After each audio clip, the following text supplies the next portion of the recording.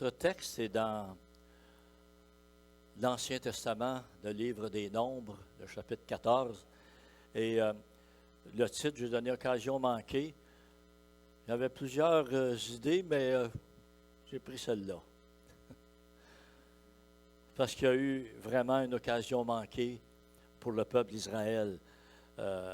Donc, comme j'ai mentionné, c'est Nombres, chapitre 14. Vous savez, le peuple d'Israël, quand ils sont arrivés pour entrer dans la terre promise, dans le pays de Canaan,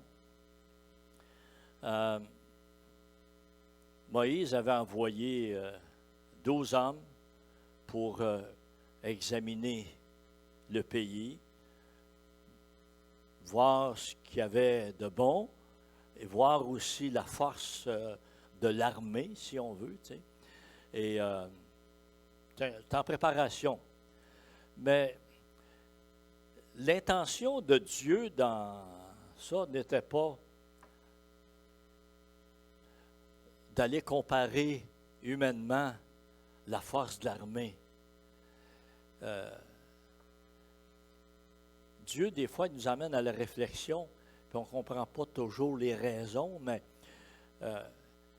Dieu, quand il a envoyé 12 hommes dans le pays de Canaan, ce n'était pas tellement pour mesurer la force humaine, mais c'était pour qu'ils puissent réaliser la supériorité humaine de l'ennemi, pour qu'ils placent leur confiance en lui totalement en disant « Seigneur, je ne suis pas capable. » Mais ça a été l'erreur du peuple d'Israël.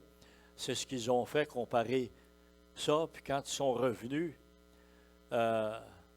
sur les 12, il y en avait 10 qui avaient un rapport négatif. On n'est pas capable, c'est impossible. Mais Dieu, il en était arrivé au temps marqué pour que le peuple d'Israël entre dans la terre promise. Puis ils ont manqué l'occasion. Ils ont manqué l'occasion. Et c'est à la suite de ça qu'ils ont été 40 ans dans le désert. Là. 40 ans dans le désert. La parole de Dieu nous dit, nous autres aussi, il faut faire attention dans notre vie, être à l'écoute attentivement de Dieu pour faire ce qu'il nous demande en son temps. Il nous faut travailler tant qu'il fait jour aux œuvres de celui qui m'a envoyé. La nuit vient où personne ne peut travailler. Il y a un temps choisi par Dieu. Il y a un temps choisi par Dieu. Et ce qu'il faut réaliser aussi, ce qui est arrivé au peuple d'Israël, ça peut arriver à n'importe qui, là. Que je m'appelle Pierre, que je m'appelle Colette, ou Jean, ou Donald, ou je ne sais pas quoi, Marc, ou Mado, Madeleine. Hein? C'est pourquoi je vous le dis, le royaume de Dieu vous sera enlevé, sera donné à une nation qui en produira les fruits. Ça, c'est dans le Nouveau Testament. C'est toujours le même message de Dieu. Hein? Et c'est pour cette raison que Apocalypse, qui s'adresse à l'Église, il dit « Souviens-toi donc d'où tu es tombé, repens-toi et pratique tes premières œuvres, sinon je viendrai à toi et t'écarterai, et j'écarterai ton chandelier de sa place, à moins que tu ne te repentes. » Vous savez, quand on regarde le peuple d'Israël, là, face à la terre promise, il arrive avec une impossibilité, un ennemi impossible de vaincre humainement. Et là, ça commence à bougonner, à chialer. Mais malgré tout, s'il s'était repenti, il aurait été rétabli, là. Mais ce qu'on voit, la suite des choses, c'est qu'il n'est pas rentré dans le pays. C'est comme Dieu y a ôté son chandelier, si on peut faire la comparaison. Alors, ce qu'on voit par le peuple d'Israël, c'est une rébellion de toute la communauté, tout le peuple. Le plan de Dieu, parce que Dieu, il y a un plan. Le plan de Dieu a été rejeté. Dieu il a un plan. C'est à ça qu'il aurait dû s'accrocher. Pas à l'impossibilité humaine, mais au plan de Dieu. Et c'est pour cette raison que la parole de Dieu, il faut la lire, la méditer, puis s'accrocher aux promesses. Parce que les promesses de Dieu sont infaillibles. Sont infaillibles, les promesses de Dieu.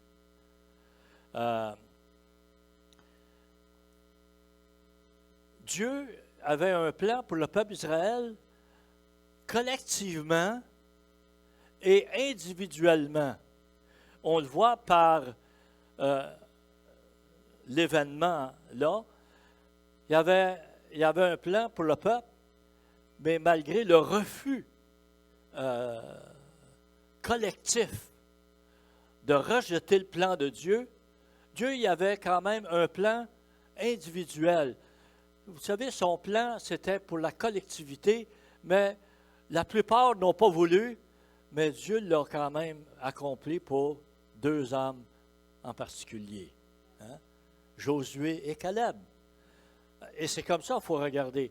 Tu sais, même si on vit dans un milieu, il peut arriver plein de choses, mais ça ne veut pas dire que ça va nous arriver parce que Dieu il a un plan pour nous personnellement. Un peu comme, puis c'est ça que le peuple d'Israël aurait dû comprendre. Quand il était encore en Égypte, puis que Dieu a envoyé les plaies, vous savez, les 10, là, plaies.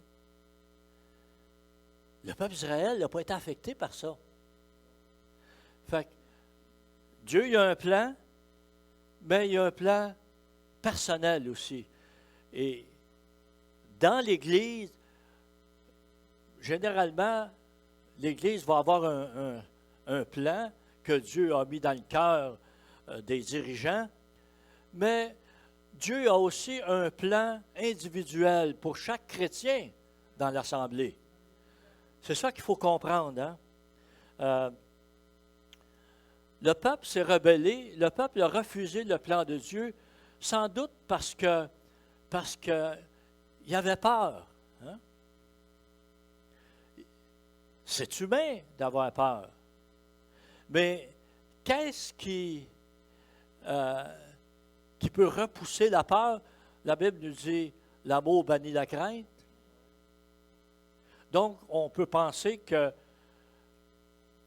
cette relation d'amour en général du peuple avec Dieu n'était pas là encore. Hein? Il y en a qui l'avaient, par exemple. Moïse, Aaron, Josué, Caleb, c'en est 4, ceux qui n'ont pas. Ils ne faisaient pas partie de la gang qui ont découragé, là. Les autres, ils ont essayé d'encourager le peuple. Alors, il faut réaliser, c'est que notre Dieu est tout-puissant. Hébreux 13:6, c'est pourquoi nous pouvons dire avec courage, « Le Seigneur est mon secours. Je n'aurai pas de crainte. Que peut me faire un homme? » C'est ça qu'il faut avoir dans notre tête puis dans notre cœur. Hein?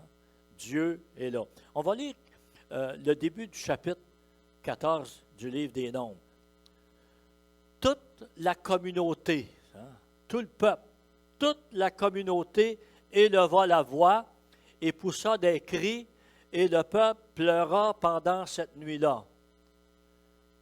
C'est une grosse affaire, hein? C'est intéressant parce que, tu sais, le verset que je disais au début, il faut faire tandis qu'il fait jour, les œuvres, c'est ça, la nuit vient. Et la nuit est arrivée, là, il était trop tard, c'est comme, il était déjà dans le découragement, dans l'abattement, c'était la défaite totale. Quand la noirceur vient quand on s'éloigne de Dieu, hein? Quand le péché prend racine. C'est ça qui est arrivé dans le peuple. Là, il était complètement à terre. Hein? Tous les Israélites, puis regardez, ils étaient découragés, ils ont élevé la voix, ils ont poussé des cris, puis ils ont pleuré. Mais ce n'était pas des pleurs de repentance. Il y a une différence entre des pleurs de repentance. Il y a une tristesse, hein, selon Dieu. Tous les Israélites murmurèrent contre Moïse et Aaron, et toute la communauté leur dit, ne sommes-nous morts dans le pays d'Égypte? Notre vieille vie, hein? Des fois, ça revient. Ou que ne sommes-nous morts dans ce désert? Pourquoi l'Éternel nous fait-il entrer dans ce pays pour tomber par l'épée? Nos femmes et nos petits-enfants deviendront une proie. Ne vaut-il pas mieux pour nous de retourner en Égypte? Moi, là, j'ai lu ça souvent dans ma vie. Puis, il me semble que ça me met en colère. Hein? Et se dire l'un à l'autre. Puis ça, je l'ai mis en jaune, là. Donnons-nous un chef et retournons en Égypte. La démocratie. Hein? Donnons-nous un chef. C'est pas ça le plan de Dieu. Le plan de Dieu, dans le peuple d'Israël à l'époque, il avait établi Moïse. Il avait choisi Moïse. Il y avait beaucoup de raisons. Et le message n'est pas là-dessus ce matin, mais il avait choisi Moïse. Dans le Nouveau Testament, Jésus a choisi des hommes avec lui, des apôtres et des disciples. Pas juste les 12, hein? À un moment donné, il a envoyé des disciples, il était 70. Dieu n'est pas limité à 12, à 70. Dieu, il nous invite, chacun de nous, à être des serviteurs, des servantes, des disciples du Seigneur. C'est à ça qu'on est appelé. Pas agir démocratiquement, puis attendre qu'est-ce que la majorité pense que je devrais faire. Non. Dieu nous met quelque chose à cœur. C'est Dieu qui décide dans notre vie, selon sa parole. Hein? Donnons-nous un chef et retournons en Égypte. C'est un peu comme je laisse l'Église, puis je retourne où j'étais, hein, parce que ça ne marche pas à mon goût. Ça ne marchera jamais à notre goût, je vais vous dire ça. Ça fait pas mal longtemps que je suis dans l'Église. Pas celle de Varennes, là, mais c'est l'Église. Ça n'a jamais marché à mon goût. Il y avait toujours quelque chose pour me contrarier. C'est comme ça marche dans la vie. Hein? Ça fait partie de notre formation. Hein? Mais il faut persévérer. Hein? Merci Seigneur, parce que malgré mes erreurs, mes chutes, le Seigneur a été fidèle envers moi. Je suis encore là, rendu à mon âge respectable. Je peux dire ça aujourd'hui, hein? Rendu à 80, là, ça commence à être respectable. Hein, Pierre? Mais le seul qui nous respecte, si nous le respectons aussi, c'est le Seigneur. Hein? Le Seigneur, il nous respecte. La rébellion dans toute la communauté. Hein? Éphésiens, chapitre 6, versets 13 à 18, ça, il nous dit de prendre toutes les armes de Dieu. Pour vaincre la peur, là, pour vaincre l'ennemi, là, ça nous prend les armes de Dieu. C'est ça que le peuple Israël n'a pas compris. Ce n'était pas ses propres armes qu'il fallait qu'il prenne contre l'ennemi. C'était l'arme de Dieu. Nos armes sont la prière, l'amour persévérant. Tu connais ça, Donna? Non? Ah ben. En avant, tous en avant, notre chef est tout-puissant. Nos armes sont la prière, l'amour persévérant. Ah, c'est un vieux cantique, ça.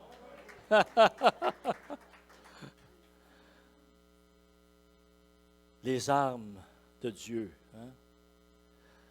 Le casque du salut, l'épée de l'esprit, la cuirasse de la justice, hein, la ceinture, la vérité pour ceinture. Hein? Toutes les armes de Dieu. Le bouclier de la foi, c'est ça? Prendre les armes de Dieu. Humainement, on va avoir peur, là. à travers notre vie, c'est sûr. Mais Dieu est là. L'Esprit est là. Suite à cette rébellion du peuple, puis au murmure, puis la critique, puis la révolte, puis là, de vouloir se choisir un... Moïse, il se lève, puis il parle au peuple. Hein? Parle au peuple. En fait, c'est intéressant parce que c'est pas Moïse qui a parlé au peuple, c'est Caleb. Hein? Josué puis Caleb, ils s'adressent au peuple, verset 6. On ne l'a pas, là. Vous pouvez regarder dans votre Bible, je n'ai pas tout noté les versets. Il y a 38 versets dans le chapitre, si ma mémoire est bonne, là. Et voilà. Mais Josué et Caleb, ils s'adressent au peuple. Puis au verset 8, ça c'est dans le verset 8 et 9, il dit, si l'Éternel nous est favorable. Moi, j'ai un petit peu accroché sur ce verset-là pour réfléchir. Il dit, si l'Éternel nous est favorable. Ça, c'est la vie chrétienne. Si Dieu le veut. Hein? C'est ça qu'il faut dire. Si l'Éternel nous est favorable, c'est comme si Dieu le veut. On va l'avoir, le pays. Ça dépend de lui. Mais là, en arrière de ceci, Caleb et Josué, il y avait une déclaration, parce qu'eux autres, leur rapport était très positif. Il dit, on y va, c'est vrai qu'il y a des géants, mais il y a une richesse. C'est comme Dieu nous avait dit. Dieu ne nous a pas fait d'accord. Dieu ne nous a pas parlé des géants, mais il a parlé d'un pays où coule le lait et le miel. Hein? Alors, puis Josué puis Caleb, eux autres, étaient remplis d'espérance et de foi. Hein? Ils s'en allaient prendre le pays. Ils s'en allaient avec la promesse de Dieu. C'était ça. Alors, si l'Éternel est favorable, il faut activer notre foi. Il faut activer notre foi.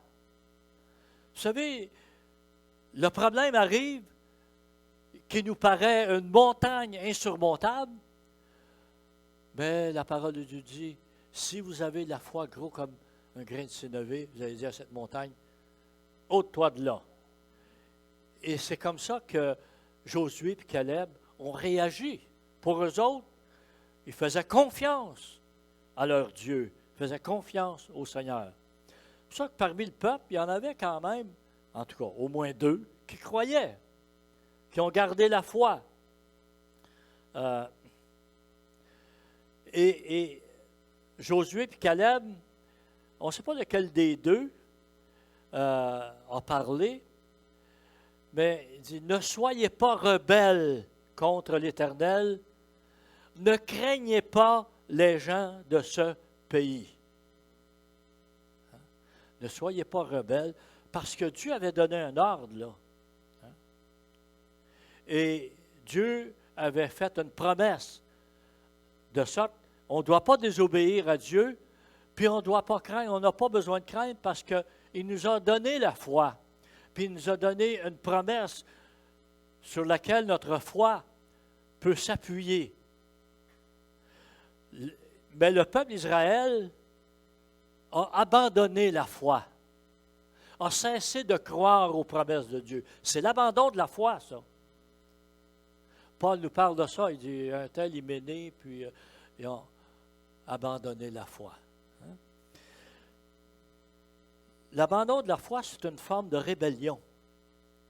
Parce que, vous savez, l'abandon de la foi, ce n'est pas le doute. Parce qu'on a remarqué les paroles de Josué et Caleb, il dit, si l'Éternel nous est favorable, il y avait un élément de doute quand même dans le « si ». Mais ils ont cru quand même, ils ont placé leur foi dans le Seigneur. L'abandon de la foi, c'est de devenir incrédule. Je n'y crois pas. C'est ça l'abandon de la foi. à travers la foi, hein, on peut, dans notre tête, avoir du questionnement, mais ce n'est pas l'abandon de la foi. Ça. C'est dire, wow, je ne sais pas comment est-ce que ça va se produire, mais la foi dit, Seigneur, je te fais confiance. C'est ça. Hein? Alors, la parole de Dieu nous dit dans Hébreux 11:6, sans la foi, c'est impossible de lui plaire. C'est pour ça qu'il faut activer notre foi. Il faut pousser dessus des fois. Hein? Pousser un peu sur la foi. Ésaïe 50:10, il dit, « Qui parmi vous craint l'Éternel en écoutant la voix de son serviteur? Quiconque marche dans les ténèbres et manque de lumière, qu'il se confie dans le nom de l'Éternel et qu'il s'appuie sur son Dieu. » C'est là la solution, s'appuyer sur Dieu. On va lire quand même une partie du chapitre 14, là. On va lire les versets 10 à 23. C'est un petit peu long, mais il faut quand même en lire un peu pour se placer un peu mieux encore dans le contexte. À partir du verset 10. Toute la communauté parlait de les lapider. C'était rendu loin, là, hein? La démocratie, là. Lorsque la gloire de l'Éternel apparut sur la tente de la rencontre devant tous les Israélites. C'est intéressant ce verset-là parce que quand le peuple voulait lapider, Dieu est intervenu. Hein? Dieu est intervenu, là. C'est ce qu'on voit. Toute la communauté parlait de les lapider lorsque la gloire apparaît. Ça arrête pas mal, hein? Ça fait peur, ça, hein?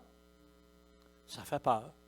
Parce que là, Moïse et Aaron, eux autres, ils se tenaient proches de l'arche de l'Alliance, là. C'est ça qu'il faut. Et la gloire de l'Éternel, c'est de là que ça émanait. Alors, la gloire de Dieu s'est manifestée devant tous les Israélites. C'est impressionnant. Mais là, Dieu s'adresse à Moïse. Hein? L'Éternel dit à Moïse, « Jusqu'à quand ce peuple m'outragera-t-il?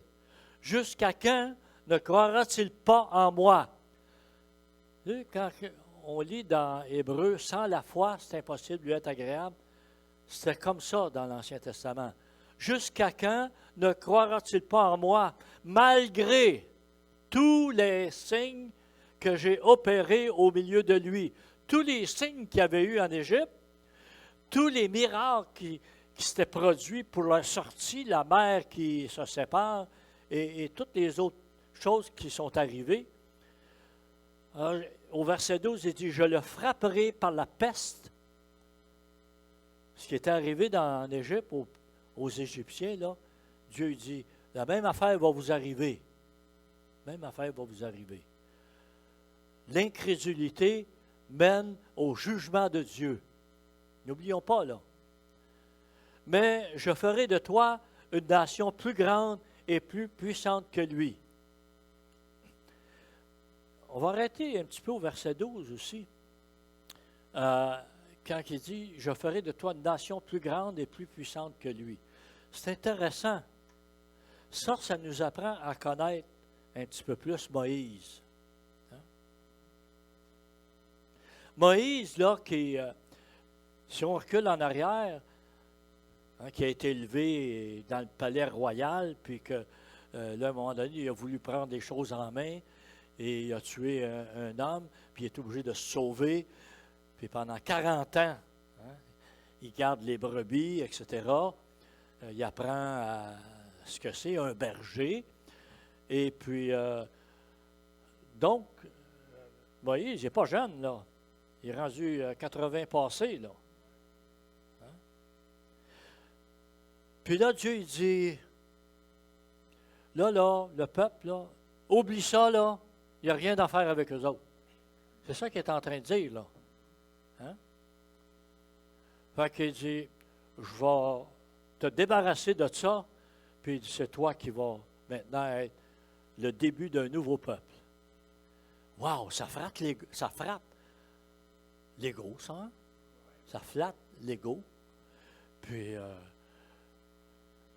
là, tu te dis, ouais, moi, je vais être le père d'une nouvelle nation. C'est plus Abraham, là, ça va être Moïse. C'est tentant humainement, ça, hein? C'est tentant. Parce que ça, c'est une des choses, un des pires pièges pour l'être humain. Hein? La gloire, l'autorité, la puissance. C'est ça que Dieu parlait à Moïse. Mais Moïse, le chemin qu'il avait parcouru toutes ces années, qui avait été d'une certaine grandeur comme le prince de l'Égypte, qui était destiné à régner comme nouveau pharaon, puis qui a été abaissé à berger, il a appris que la reconnaissance humaine, la gloire humaine, ça valait rien, ça. Ça valait rien. Alors, on voit la réaction de Moïse. Moïse, là, il avait un cœur sincère. Il avait comme pris personnellement un engagement. Il avait accepté l'invitation de Dieu avec contestation, là, hein, tu sais, le buisson qui paraît, puis il dit, ah non, moi, je n'ai pas la parole facile, puis envoie-en un autre. Hein. Puis c'est pour ça que Dieu il a donné Aaron comme porte-parole, son assistant, si on veut. Hein. Mais là, on voit le changement de Moïse. Moïse dit à l'Éternel, puis là, Moïse est en train de contester devant le Seigneur, d'intercéder pour le peuple. Les Égyptiens l'apprendront, eux du milieu desquels tu as fait monter ce peuple par ta force, et ils diront aux habitants de ce pays, ils ont appris que toi, l'Éternel, tu es au milieu de ce peuple, que tu apparais face à face, toi, l'Éternel, que ta nuée se tient sur eux, que tu marches devant eux le jour dans une colonne de nuée et la nuit dans une colonne de feu. Si tu fais mourir ce peuple comme un seul homme, les nations qui ont entendu parler de toi diront. Hein? Là, il est en train de penser à la réputation de Dieu, parce que là, lui, il s'est identifié avec Dieu. Hein? Diront, l'Éternel n'avait pas le pouvoir de faire entrer ce peuple dans le pays qu'il avait juré de lui donner. C'est pour cela qu'il l'a égorgé dans le désert. Wow! L'intercession de Moïse. Hein? On voit où est le cœur de Moïse. Il plaide en faveur du peuple, là. Il plaide en faveur du peuple. Et je pense que chacun de nous, c'est comme ça qu'on doit être dans notre intercession, dans nos prières d'intercession pour nos frères, nos sœurs, pour les autres, là. Et même pour ceux du dehors, on doit prier pour leur salut. On doit intercéder que Dieu les attire par son esprit. On doit intercéder pour que Dieu place devant nous des personnes à qui témoigner pour qu'on leur apporte la bonne nouvelle. Mais là, ça c'est intéressant au verset 17 aussi. Maintenant, que la puissance du Seigneur se montre dans sa grandeur, comme tu l'as déclaré en disant, l'Éternel est lent à la colère. Très intéressant, ça. Hein? La puissance de Dieu pour se manifester dans cette lenteur à la colère. Ça prend de la puissance pour maintenir la colère. Hein? Et riche en bienveillance. Ça prend beaucoup de puissance pour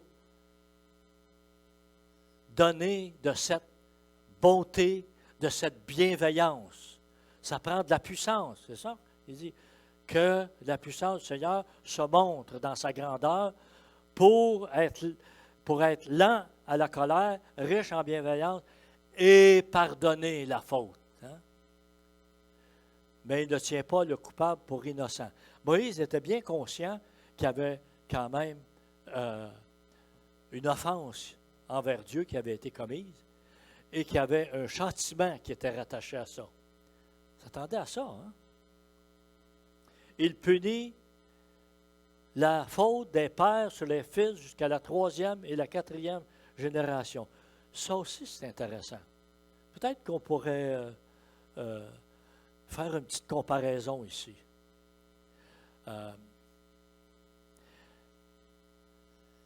Ce que Moïse a dit, parce qu'on ne le retrouve pas à bien des endroits dans la parole, ça, hein, ce texte-là. Mais on peut comprendre un petit peu comment Dieu punit, juste de la façon qu'il a puni le peuple d'Israël. Il ne les a pas anéantis d'un coup, non, mais il les a quand même punis. Ils ne sont pas entrés dans la terre promise. Qui n'est pas entré dans la terre promise? Non. Non. Ceux en bas de 20 ans, ils sont rentrés. OK? Alors, il a puni les générations, mais il est arrêté à la plus jeune génération. Alors, on voit que l'application, le principe de la punition, ce que Moïse a dit, c'était vrai. Les plus vieux, ils pouvaient en avoir de 70 ans ou je ne sais pas quoi. Ils pouvaient en avoir de 60, de 40, de 50, de 40, de 30. Et là, donc, il y a déjà là, si on tient pour acquis qu'une génération, c'est à peu près 20 ans, il y a plusieurs générations qui sont là. Alors, il punit jusqu'à la 3e et la 4e génération. Donc, 1, 2, 3. Puis la 4e, il a fait grâce, si on veut. Hein? Il a fait grâce. Parce que Moïse a intercédé. Hein? Sinon, il était toute la gang anéantie. Parce qu'au début, ce que Dieu voulait faire, c'était même ceux en bas de 20 ans qui allaient disparaître. Là. Hein? Mais par l'intercession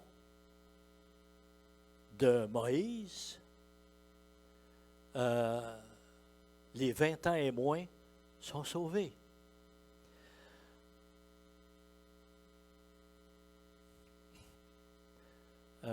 Alors, verset 19, il dit, « Pardonne, je t'en prie, la faute de ce peuple, selon la grandeur de ta bonté, comme tu as pardonné à ce peuple depuis l'Égypte jusqu'ici. » Et l'Éternel dit, ça c'est encourageant, je trouve. « Je pardonne, comme tu l'as dit. » Comme tu l'as dit. Je vais revenir là-dessus. Je vais revenir au verset 20 tout à l'heure. On va lire les autres, parce que j'avais dit jusqu'au verset 23. « Mais je suis vivant, et la gloire de l'Éternel remplira toute la terre. Tous les hommes qui ont vu ma gloire et les signes que j'ai opérés en Égypte, dans le désert, qui m'ont tenté déjà 10 fois, et qui n'ont pas écouté ma voix, tous ceux-là ne verront pas le pays que j'ai juré à leur père de leur donner. Tous ceux qui m'ont outragé ne le verront pas. » Alors, comme j'ai déjà dit, ceux en bas de 20 ans, eux, ça ne s'appliquait pas à eux autres. Je reviens au verset, j'ai dit j'allais revenir dessus, là. Au verset 19, le pardon est demandé. Et au verset 20, il dit, je pardonne. Et le parallèle que je voulais faire, c'est un petit peu avec le pardon, ce que Jésus avait dit à ses disciples. Je ne sais pas si je l'ai noté. On va lire ces versets-là, puis si...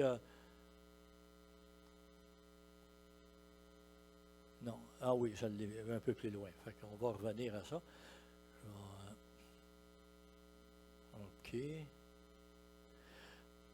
Ésaïe 43, 25, il dit, « C'est moi, moi qui efface tes crimes pour l'amour de moi, et je ne me souviendrai plus de tes péchés. Ça, c'est ce que Dieu nous promet. Michée 7,18, il dit, qui est Dieu comme toi, pardonnant la faute et passant sur le crime en faveur du reste de ton héritage. Il ne garde pas sa colère à toujours, car il prend plaisir à la bienveillance. 1 Jean nous dit, si nous confessons nos péchés, on l'a déjà lu tout à l'heure quand on a pris la Sainte Seine, il est fidèle et juste pour nous pardonner nos péchés et nous purifier de toute injustice. Alors, je reviens au verset 20.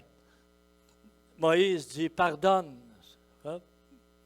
Alors, l'Éternel dit au verset 20, je pardonne comme tu l'as dit. Et le parallèle que je voulais faire, c'est avec Jean au chapitre 20, au verset 23. Jésus avait dit à ses disciples, ceux à qui vous pardonnerez les péchés, ils leur seront pardonnés, et ceux à qui vous les retiendrez, ils leur seront retenus. Alors, ce n'est pas dire que nous sommes Dieu capable de pardonner. Okay? C'est pareil comme quand Jésus l'a fait, il a guéri quelqu'un, puis il dit, tes péchés sont pardonnés. Et puis là, les scribes, les pharisiens, ils étaient scandalisés parce que Jésus prétendait être capable de pardonner. Jésus lui pose une question, il dit, qu'est-ce qui est plus difficile de dire? Lève-toi, prends ton lit et marche, ou bien non, tes péchés sont pardonnés. Alors, de la même façon, vous savez, on n'est pas capable de guérir personne.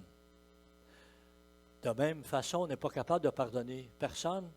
Mais de la même façon, on est capable de pardonner et de guérir dans le nom de Jésus.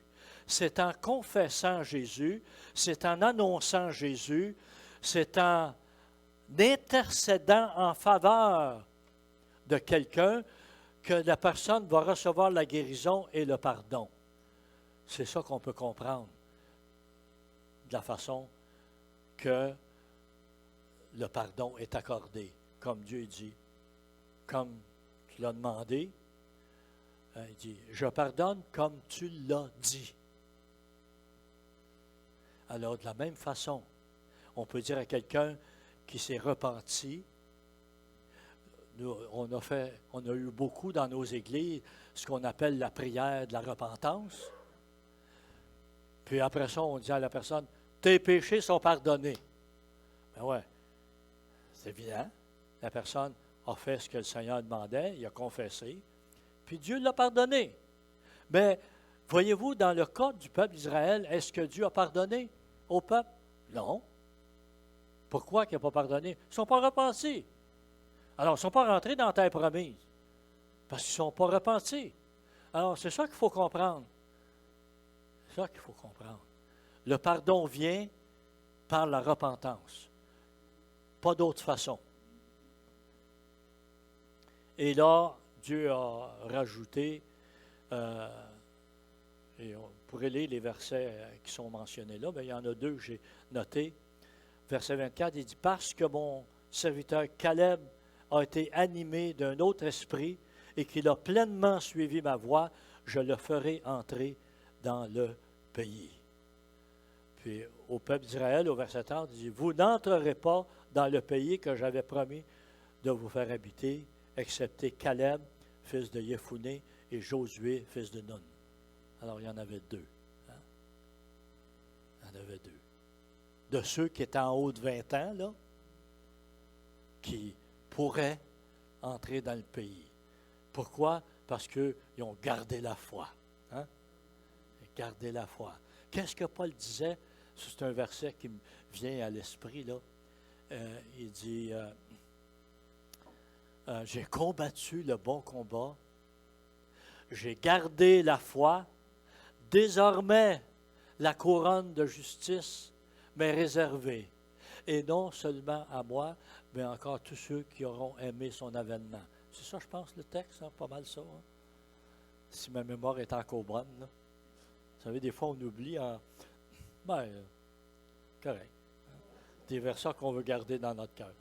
C'est naturel d'oublier, mais le Seigneur, au moins, ses promesses, ils restent là, même si on les oublie. Amen. Gloire à Dieu. Alléluia. Puis le peuple, vous savez,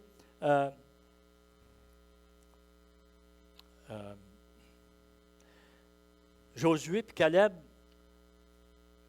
ils sont restés accrochés par la foi. Hein? Puis ils ont eu la promesse d'entrer dans le pays, ce que le peuple n'a pas eu.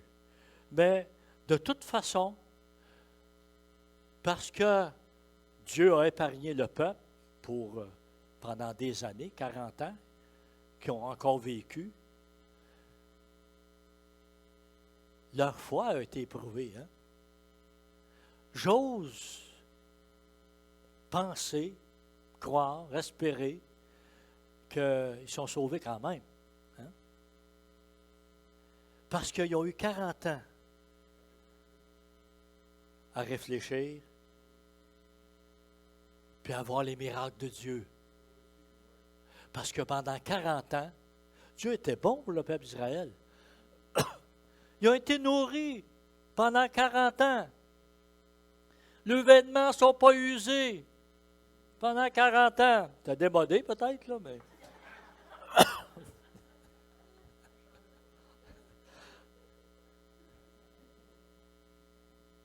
Amen. 40 ans dans le désert. Mais, vous savez, Josué et Caleb, leur foi a été éprouvée pendant 40 ans aussi, parce qu'ils ne sont pas rentrés tout de suite dans le pays non plus. Hein.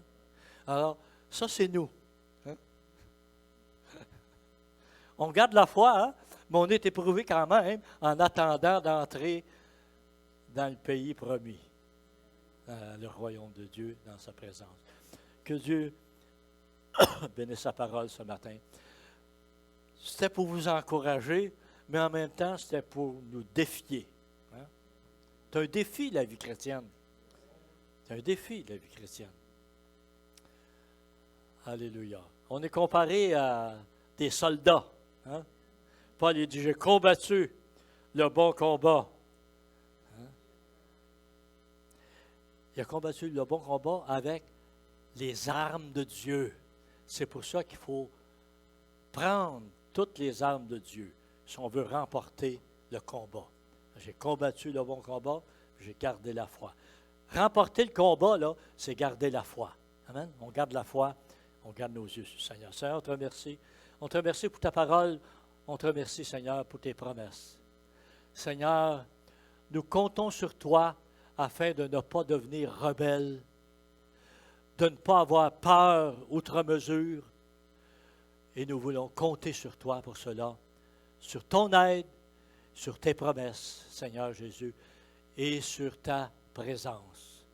Comme on a chanté un cantique ce matin, « J'ai soif de ta présence, divin chef de ma foi. » Seigneur, on veut rester dans ta présence. Amen et amen.